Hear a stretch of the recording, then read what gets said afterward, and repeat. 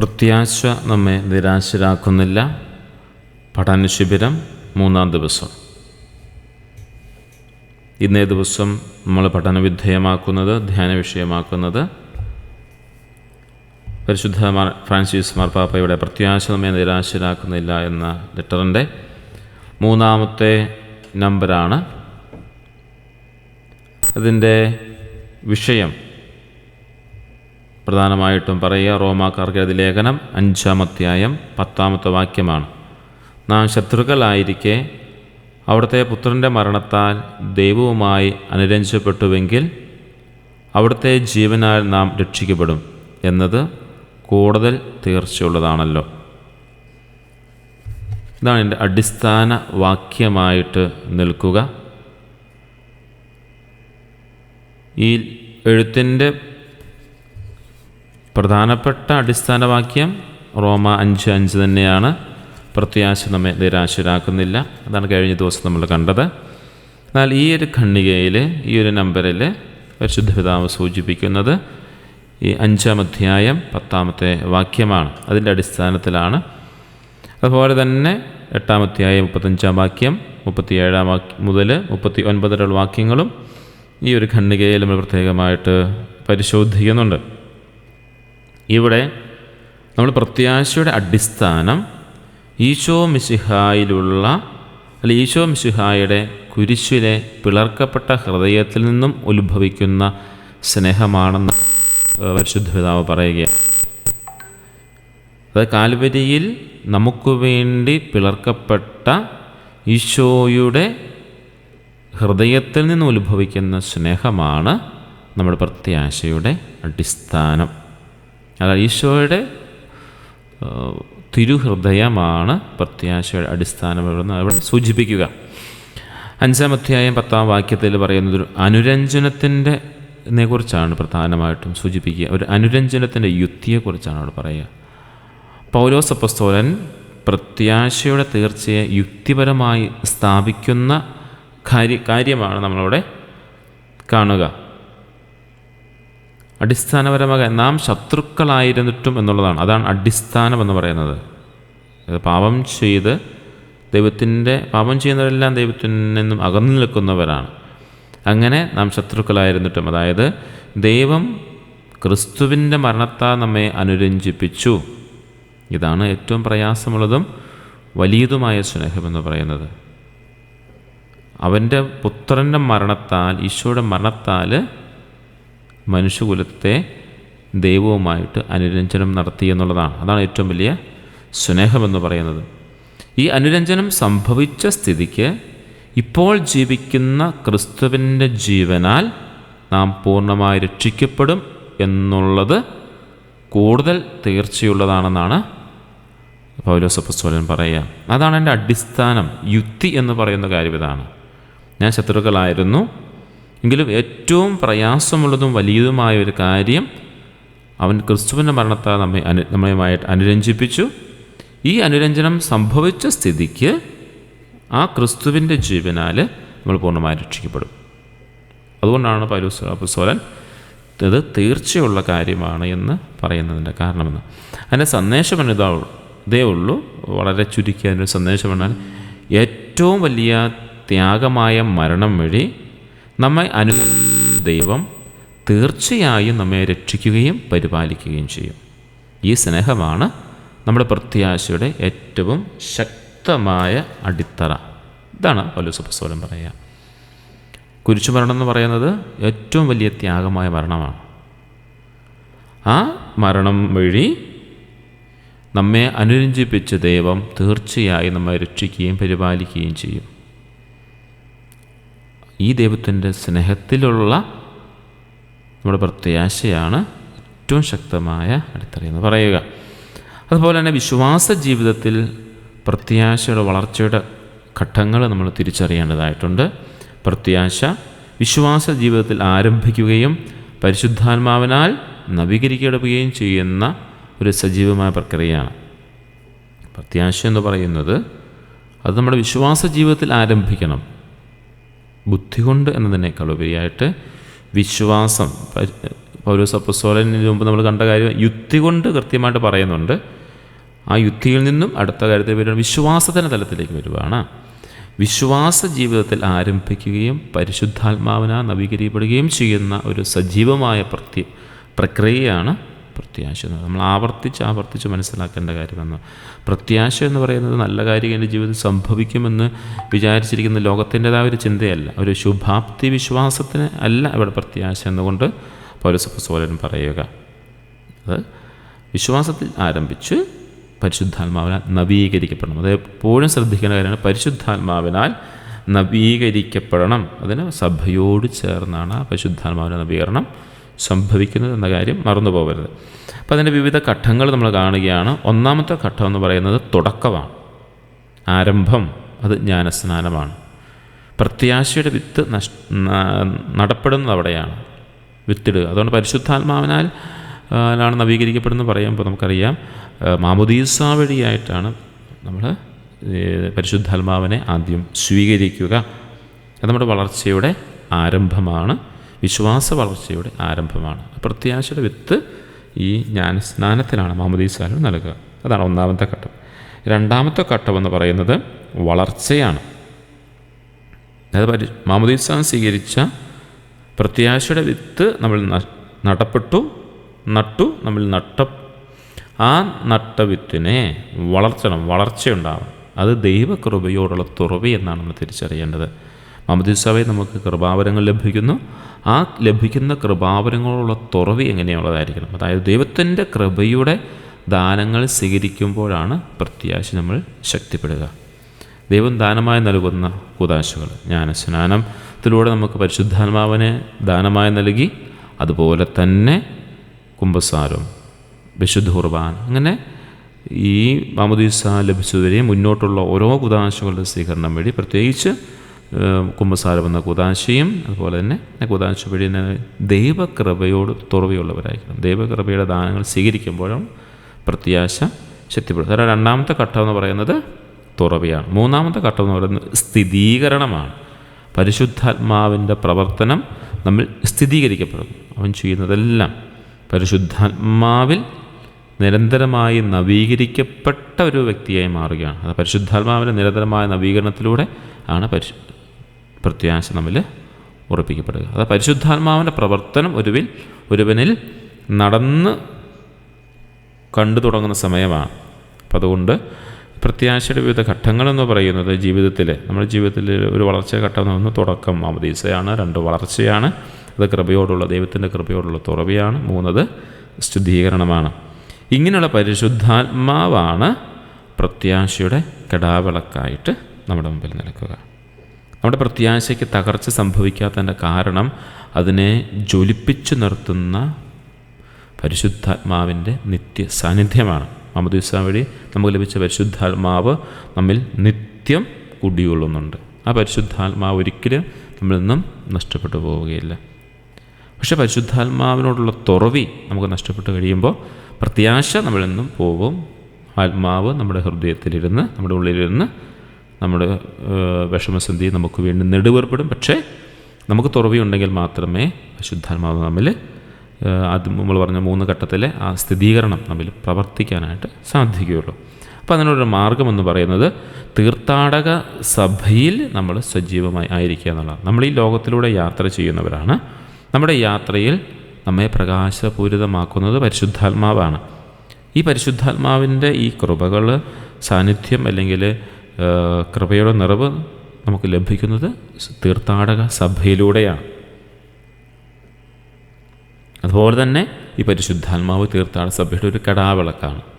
എല്ലാ വിശ്വാസികളിലും പ്രത്യാശയുടെ പ്രകാശത്തെ കെടാവിളക്കായി ജ്വലിപ്പിച്ചു നിർത്തുന്നതാണ് പരിശുദ്ധാത്മാവ്. പറഞ്ഞ മാമോദീസ വഴിയായ പരിശുദ്ധാത്മാവ് നമ്മുടെ ഉള്ളിൽ വന്നതുകൊണ്ട് ഒരിക്കലും പരിശുദ്ധാത്മാവ് നമുക്ക് നഷ്ടപ്പെട്ടു പോകില്ല, കെടാവിളക്കായി അവിടെ ഉണ്ടാവും. അപ്പം ദൗത്യം എന്ന് പറയുന്നത്, പരിശുദ്ധാത്മാവിൻ്റെ ദൗത്യം എന്ന് പറയുന്നത്, ഈ ആത്മാവാണ് നമ്മുടെ ജീവിതങ്ങളെ നിലനിർത്തുന്നതും ഊർജ്ജസ്വലമാക്കുന്നതും പ്രത്യാശയുടെ പ്രകാശത്താൽ തിളക്കമുള്ളതാക്കുന്നതിനും വേണ്ടി പ്രവർത്തിക്കുന്നത്.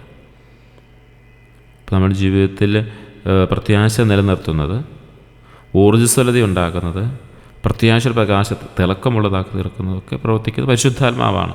നമ്മുടെ പ്രത്യാശയുടെ സ്ഥിരീകരണമാണ് പരിശുദ്ധാത്മാവ് പ്രത്യേകമായിട്ട് പരിശ്രമിക്കുക. അതായത് നമ്മുടെ പ്രത്യാശയുടെ സ്ഥിരീകരണത്തിന് പരിശുദ്ധാത്മാവാണ് ആന്തരികമായൊരു സാക്ഷ്യം നൽകുക. നമ്മുടെ ഉള്ളിൻ്റെ ഉള്ളിലിരുന്നു കൊണ്ട് ഈ പരിശുദ്ധാത്മാവ് തൻ്റെ ദൗത്യം പൂർത്തീകരിക്കും. അത് തീർത്ഥാടക സഭയിലാണ് ഒരു കടാവിളക്ക് പോലെ നമ്മുടെ ഉള്ളിൻ്റെ ഉള്ളിലിരുന്നു കൊണ്ട് ഈ ദൗത്യം നമുക്ക് നിർവഹിക്കുന്നവരാണ് പരിശുദ്ധാത്മാവ്. അപ്പം ഈ പരിശുദ്ധാത്മാവ് നമുക്ക് മാമോദീസയോടെ ലഭിച്ചു. അതുപോലെ തന്നെ തുറവിയിലൂടെ, കൃപയുടെ തുറവിയിലൂടെ നമ്മളത് കൃപകൾ സ്വീകരിക്കാൻ തുടങ്ങി. പരിശുദ്ധാത്മാവ് നമ്മൾ സ്ഥിരീകരിക്കപ്പെട്ടിരിക്കുമ്പോൾ നമുക്ക് പരീക്ഷണങ്ങളിൽ വിജയം നേടാനായിട്ട് സാധിക്കും. ഒരു അചഞ്ചലമായ ഉറപ്പാണ് പരീക്ഷകളിൽ വിജയം നേടാനായിട്ട് നമുക്ക് സാധിക്കും. ക്രൈസ്തവ പ്രത്യാശയുടെ ശക്തി എന്ന് പറയുന്നത് ദൈവസ്നേഹത്തിൽ നിന്ന് നമ്മെ വേർപെടുത്താൻ ഒന്നിനും സാധ്യമല്ല എന്ന ഉറപ്പിലാണ് സ്ഥിതി ചെയ്യുന്നത്. ദൈവത്തിൻ്റെ സ്നേഹത്തിൽ നിന്നും നമ്മെ വേർപെടുത്താൻ ഒന്നിനും സാധ്യമല്ല. റോമാക്കാർക്ക് ലേഖനം 8:35-37 കാണുന്ന പരീക്ഷണങ്ങളെ അതിജീവിച്ച് വിജയം നേടുന്നവരെക്കുറിച്ചാണ് പൗലോസ് ശ്ലീഹ പറയുന്നത്. പൗലോസ് പരീക്ഷണങ്ങളുടെ നടുവിലും പ്രത്യാശ നിലനിൽക്കുന്നതിന് കാരണം പ്രഖ്യാപിക്കുകയാണ്. ക്ലേശമോ, ദുരിതമോ, പീഡനമോ, പട്ടിണിയോ, ആപത്തോ, വാളോ എന്തു സംഭവിച്ചാലും ശരി, നമ്മെ സ്നേഹിച്ചവൻ മുഖാന്തരം ഇവയിലെല്ലാം നാം പൂർണ്ണ വിജയം വരിക്കുന്നു എന്നാണ് പൗലോസ് ശ്ലീഹ പറയുന്നത്. പ്രതികൂല ശക്തികളുണ്ടാവും, പക്ഷേ പ്രത്യാശയുടെ മറുപടി നമ്മളിൽ നിന്നും ഉണ്ടാവണമെന്ന് പറയുന്നത്. സ്വന്തം അനുഭവം വെച്ചുകൊണ്ട് പൗലോസ് പറയുകയാണ്, ക്ലേശമോ, ദുരിതമോ, പീഡനമോ, പട്ടിണിയോ, ആപത്തോ, വാളോ ഒന്നും എന്നെ ദൈവത്തിൻ്റെ സ്നേഹത്തിൽ നിന്നും അകറ്റുകയില്ല. നമ്മെ സ്നേഹിച്ചവൻ മുഖാന്തരം, നമ്മളെങ്ങനെയാണ് സ്നേഹിച്ചത്? ഏറ്റവും വേദനാജനകമായ അല്ലെങ്കിൽ ഭീകരമായ ഒരു മരണത്തിലൂടെ, ഏറ്റവും ത്യാഗമായ മരണം എന്നാണ് പറഞ്ഞാൽ, ഏറ്റവും ത്യാഗപൂർണമായ മരണം എന്നാണ് പറഞ്ഞിരിക്കുന്നത്. ഏറ്റവും വലിയ ത്യാഗപൂർണമായ മരണം വഴി നമ്മെ അനുരഞ്ജിപ്പിച്ചവനാണ്. ആ അനുരഞ്ജിപ്പിച്ചവൻ്റെ സ്നേഹം ഈ പറയുന്ന ക്ലേശവും ദുരിതവും പീഡനവും പട്ടിണിയും ആപത്തും വാഴുന്നൊക്കെ നമുക്ക് പൂർണ്ണ വിജയം നൽകുമെന്ന് പൗലോസ് പറഞ്ഞു. അതാണ് ഉറപ്പ് എന്ന് പറയുന്നത്. സ്ഥിരീകരണമാണ്, ഉറപ്പാണ് പൗലോസ് അപ്പോസ്തലൻ നൽകുന്നത്. ഇതാണ് വിജയത്തിൻ്റെ ഉറവിടമെന്ന് പറയുന്നത്. ഈ പരീക്ഷണങ്ങൾക്കൊന്നും നമ്മെ ദൈവത്തിൽ നിന്നും അകറ്റാൻ കഴിയില്ല. നമുക്ക് ജയിക്കാനുള്ള ശക്തി ലഭിക്കുന്നത് ക്രിസ്തുവിലൂടെയുള്ള ദൈവസ്നേഹം നമ്മെ താങ്ങി നിർത്തുന്നത് കൊണ്ടാണ് എന്ന് പൗലോസ് അപ്പോസ്തലൻ പറയുകയാണ്. വിജയത്തിൻ്റെ ഉറവിടം അതാണ്.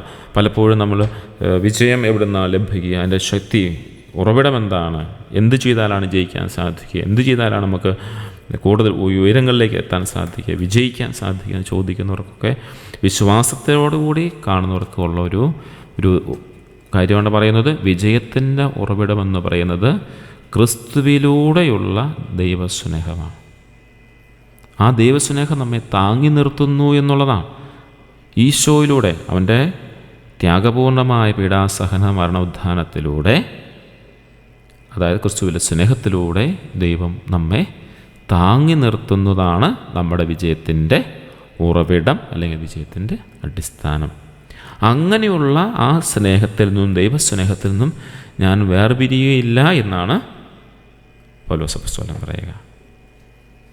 ഈ ആപത്തോ പട്ടിണിയോ ദുരിതമോ വാളോ ഒന്നും എന്നെ പിന്തിരിപ്പിക്കില്ല. അതായത് പ്രത്യാശയുടെ അജയ്യയുടെ പരമമായൊരു പ്രഖ്യാപനമാണ്. മരണം, ദൂതന്മാർ, അധികാരങ്ങൾ, ശക്തികൾ, ഇക്കാലത്തുള്ളവ, വരാനിരിക്കുന്നവ, ഉയരത്തിലുള്ളവ, ആഴത്തിലുള്ളവ, മറ്റെന്തെങ്കിലും സൃഷ്ടിയുണ്ടെങ്കിലും ഈ ശക്തികൾക്കോ പരിമിതികൾക്കോ ഒന്നും തന്നെ നമ്മുടെ കർത്താവായ ഈശോ മിശിഹായിലൂടെയുള്ള ദൈവസ്നേഹത്തിൽ നിന്നും നമ്മെ വേർപെടുത്താൻ കഴിയുകയില്ല. ഈ അചഞ്ചലമായ ഉറപ്പ് നമ്മുടെ പ്രത്യാശയെ ലജ്ജിപ്പിക്കാത്തതാക്കി മാറ്റി നിർത്തുകയാണ്. അത്രയും ശക്തമായ രീതിയിലാണ് പൗലോസ് അപ്പോസ്തലൻ പറയുന്നത്. അതുകൊണ്ടാണ് പ്രത്യാശ നമ്മെ നിരാശരാക്കുന്നില്ല എന്ന് പൗലോസ് അപ്പോസ്തലൻ പറയുന്ന വാക്ക് പരിശുദ്ധ പിതാവ് എടുത്തു വെച്ചതിൻ്റെ കാരണം അതാണ്. പ്രിയമുള്ളവരെ, വിശുദ്ധ അഗസ്റ്റിൻ്റെ വാക്കുകൾ നമുക്കൊന്ന് ഓർമ്മിക്കാം. വിശ്വാസം, പ്രത്യാശ, സ്നേഹം എന്നീ ആത്മാവിൻ്റെ 3 ഗുണങ്ങളില്ലാതെ നമുക്ക് ജീവിക്കാനാവുകയില്ല എന്ന പറയുക. വിശുദ്ധ അഗസ്തീനോസ് പറയുന്നതാണ്, നമ്മുടെ ജീവിതാവസ്ഥ എന്തായാലും ആത്മാവിൻ്റെ ഈ 3 ഗുണങ്ങളില്ലാതെ നമുക്ക് ജീവിക്കാനാവുകയില്ല എന്ന് പറയാണ്. വിശ്വാസവും പ്രത്യാശയും സ്നേഹവും. വിശുദ്ധ അഗസ്തീനോസാണ് പറയുക, നമ്മുടെ പ്രത്യാശ വിശ്വാസത്തിൽ സ്ഥാപിതവും സ്നേഹത്തിൽ ബലപ്പെടുന്നതുമാണ്. അത് നമ്മുടെ പ്രത്യാശ എന്ന് പറയുന്നത് വിശ്വാസത്തിൽ സ്ഥാപിതമാണ്. വിശ്വാസമുള്ളവനെ പ്രത്യാശയിലേക്ക് മുന്നോട്ട് പോകാനായിട്ട് സാധിക്കുകയുള്ളൂ. അത് സ്നേഹത്തിൽ ബലപ്പെടുത്തപ്പെട്ടതാണ്. അതായത് ദൈവത്തിൻ്റെ സ്നേഹം, ത്യാഗപൂർണമായ തൻ്റെ കുരിശുമരണം വഴി പുത്രനായ മിശിഹ തൻ്റെ പിതാവായ ദൈവത്തിന് സ്വയം ബലിയായി തീർന്നുകൊണ്ട് അങ്ങനെ മനുഷ്യകുലത്തോടുള്ള ദൈവത്തിൻ്റെ അചഞ്ചലമായ സ്നേഹത്തിൽ ബലപ്പെടുത്തപ്പെട്ടതാണ് പ്രത്യാശ എന്ന് പറയുന്നത്. ജൂബിലി ഒരുക്കത്തിലെ ഈ നാളുകളിൽ ഒരു ശക്തിക്കും നമ്മെ ദൈവത്തിൽ നിന്ന് വേർപെടുത്താൻ സാധിക്കില്ല എന്നുള്ള ഉറപ്പിൽ നമ്മുടെ പ്രത്യാശയുടെ കടാവിളക്കായി നമുക്ക് ജ്വലിച്ച് നിൽക്കാനായിട്ട് സാധിക്കണം. പ്രത്യേകിച്ച് നമ്മുടെ ഈ ജൂബിലി വർഷത്തിന് സമാപന ദിവസങ്ങളിലേക്ക് നമ്മൾ പ്രവേശിക്കുകയാണ്. അപ്പം ഈ സമാപന സമയങ്ങളിൽ ആയിരിക്കുമ്പോൾ നമ്മുടെ ചിന്ത ഇപ്പോഴിതാണ്, ക്രിസ്തുവിൻ്റെ സ്നേഹത്താൽ നിരാശപ്പെടാത്ത ഒരു പ്രത്യാശ നമുക്കുണ്ടാവണം.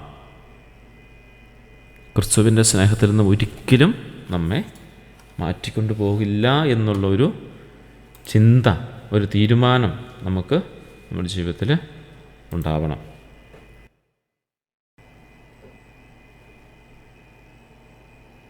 ഇവിടെ നമ്മുടെ ഈ ക്ലാസ് സമാപിക്കുന്നതിന് മുമ്പ് നമ്മുടെ ഒരു ദിവസങ്ങളിലെ ഒരു ശൈലി ഇതാണല്ലോ, ഈ ധ്യാനം കേട്ട് കഴിയുമ്പോൾ അല്ലെങ്കിൽ ഒരു ക്ലാസ്സിൽ നമ്മൾ പങ്കെടുത്ത് കഴിയുമ്പോൾ അവസാനം നമ്മുടെ വിചിന്തനത്തിനായിട്ടൊരു ചോദ്യമുണ്ട്.